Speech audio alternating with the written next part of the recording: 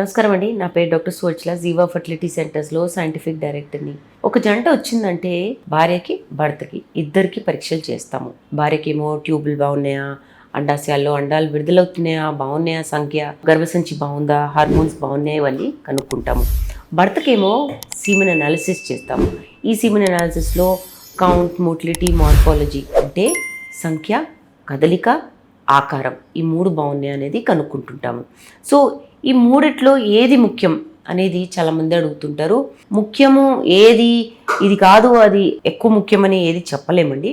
మూడు ముఖ్యమే. కౌంట్ ఉండాలి, ఎందుకంటే సంఖ్య ఉన్నప్పుడే కణాలు అండం దాకా చేరగలుగుతాయి. అండం విడుదలై ట్యూబ్లో ఉంటుంది. సో అక్కడ దాకా వెళ్ళాలంటే సంఖ్య ఎక్కువ ఉండాలి. అసలు అక్కడ చేరేసరికి అయితే 100లో 10లోనే ఉంటాయి. సో నంబర్ తప్పకుండా ఉండాలి. ఆకారం ఉండాలండి. ఇప్పుడు ఒక బాణం ఆ షేప్లో లేదనుకోండి, గురి దాకా చేరలేదు. ఆ షేప్లో ఉండాలి, ఆ సైజులో ఉండాలి. ఇంకోటి కదలిక. సో కదలిక న్యాచురల్గా ట్రై చేసేటప్పుడు చాలా ముఖ్యమైన విషయం. ఎస్పెషలీ ర్యాపిడ్ మోటిలిటీ అని చెప్తుంటాము. ర్యాపిడ్ మోటిలిటీ అంటే స్ట్రైట్గా వెళ్ళడము, ఫాస్ట్గా వెళ్ళడము. ఎందుకంటే విడుదల అవ్వడం అనేది ఎక్కడో అవుతే గర్భసంచి పొర నుంచి ట్యూబ్ దాకా వెళ్ళాలంటే కదలిక ఒక్కటే కణంని ముందుకు తీసుకెళ్తుంది. ఈ కదలిక తీసుకెళ్ళినప్పుడు కణము దాంట్లో ఉన్న DNA జెనెటిక్ మెటీరియల్ మొత్తం అండంలోకి చేర్చగలదు. చేర్చిన తర్వాత కణం డ్యూటీ అయిపోయింది. సో ఈ జెనెటిక్ మెటీరియల్ తర్వాత అండంలో ఉన్న జెనెటిక్ మెటీరియల్ కలిసిన తర్వాత ఒక అద్భుతమైన పిండం తయారవుతుందంటే అమ్మలా కాకుండా, నాన్నలా కాకుండా పోలికలు ఉంటాయి, కానీ ఒక యూనిక్ ఇండివిజువల్. సో కదలిక ఉండడం అనేది చాలా ముఖ్యమైన విషయం. కదలిక ఉన్నప్పుడు కణం అక్కడ చేరిన తర్వాత ఫలదీకరణం అవుతుంది.